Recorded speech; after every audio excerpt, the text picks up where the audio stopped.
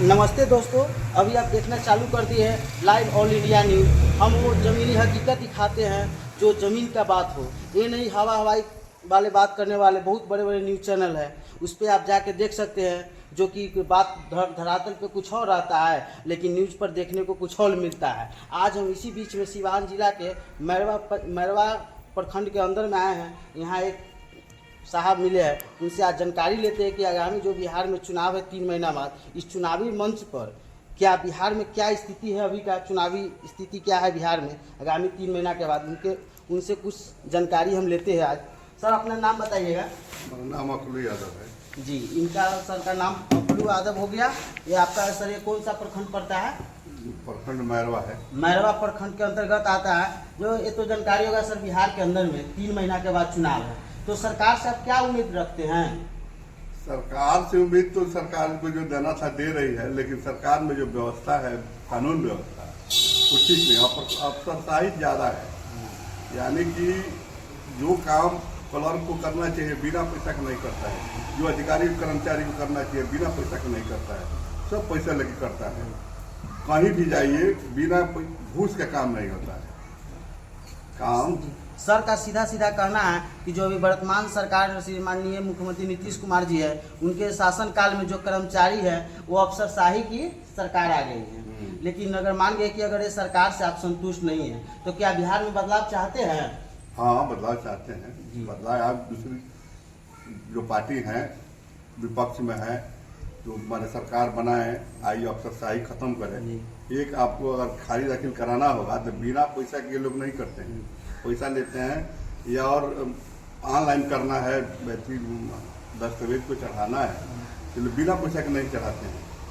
तो नीतीश कुमार तो जो दाखिल खारिज के बात बोलते हैं कि जमीनी विवाद कम करने के लिए ही ये सर्वे स्टार्ट करवाया है, फिर भी ये सर्वे के कारण भी इतना विवाद बढ़ रहा है बिहार में कि और ज़्यादा मतलब परेशानी उठाना पड़ रहा है जनता को। सर्वे ही के तो कारण है। सर्वे कराने के लिए सब लोग चाहते हैं मेरा पेपर ओके हो जाए, ये सर्वे में सर्वे करवाएं। इसीलिए वो लोग पैसा मांग रहे हैं ऑनलाइन करवाने के लिए। सब पेपर को ऑनलाइन वो करते हैं तो पैसा मांगते हैं कि एक पेपर के लिए 3000 रुपया 4000 रुपया दीजिए, ऑनलाइन होगा। सभी लोग तो यही में परेशान है। अगर सरकार बदलता है तो मान लीजिए सेकेंड ऑप्शन, अभी बिहार में तो इससे पहले 2 ही ऑप्शन बचता था, या तो महागठबंधन के साथ जाइए न तो एनडीए के साथ जाइए। लेकिन इसमें एक तीसरा ऑप्शन भी इस बार के जो चुनाव में तीसरा ऑप्शन भी पास आ गया, जिसका पार्टी का नाम है जन स्वराज। तो अगर मांगे कि अगर एनडीए के सरकार से आप प्रभावित नहीं है, तो ये 2 सरकार बचता है, उस दोनों में आपको कौन सा बेहतर सरकार लग रहा है? देखिए, या तो एनडीए की सरकार होगी, यहाँ से लेकर वहां तक वो लोग छापे हुए हैं, और नहीं तो महागठबंधन की सरकार बनेगी। जन स्वराज जो पार्टी है ये दिखावटी पार्टी है और वोट कटवा पार्टी है। भाजपा का बी ग्रुप है। तो जन स्वराज का प्रमुख है प्रशांत किशोर जी, तो बहुत बड़े बड़े वादा कर रहे हैं कि जो आपके सामने एक बोर्ड लगा हुआ है, देखिए यहाँ लिखा हुआ है, बिहार में युवाओं के लिए 10 से 15 हज़ार रोजी रोजगार की गारंटी, 60 वर्ष के ऊपर की हर महिला के लिए प्रति वर्ष 2000 का पेंशन, सरकारी गारंटी में महिलाओं को व्यवसाय करने के लिए 4% सालाना ब्याज पर पैसा दिया जाएगा, 15 साल तक के गरीब बच्चों के लिए मुफ्त बेहतर शिक्षा की व्यवस्था है, नकदी फसलों किसानों के लिए मजदूरी की मुफ्त व्यवस्था है। बताइए, इतना लंबे चौड़े वादा कर रहे हैं कि ये वादा पर कायम हो पाएंगे जन स्वराज? कभी नहीं होंगे। वादा कर रहे हैं, इतना दिन लोगों को नेता बनाए, मुख्यमंत्री और प्रधानमंत्री बनाए, वही उनको लालच करी हुई है कि हम भी बन जाए। अब कभी होगा नहीं। वो पहले पार्टी को अपना खड़ा करें, पार्टी उनका एमएलए जीतेंगे तब न सीएम बनेंगे तो घोषणा करेंगे।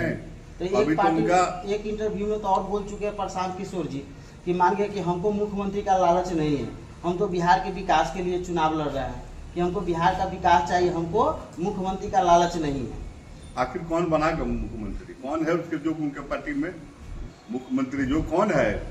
अपने खुद लालची आदमी है। वो लालच में ऊपर के दूसरे को सलाह देते थे, वही सलाह अपने लेके चले गए, मतलब खड़े हुए हैं कि हम खुद अपना ये करें, सीएम बन जाए।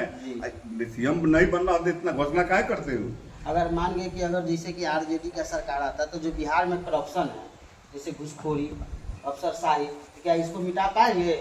देखिए, करप्शन तो 71,000 घोटाला वाला चर्चा मान का नहीं है।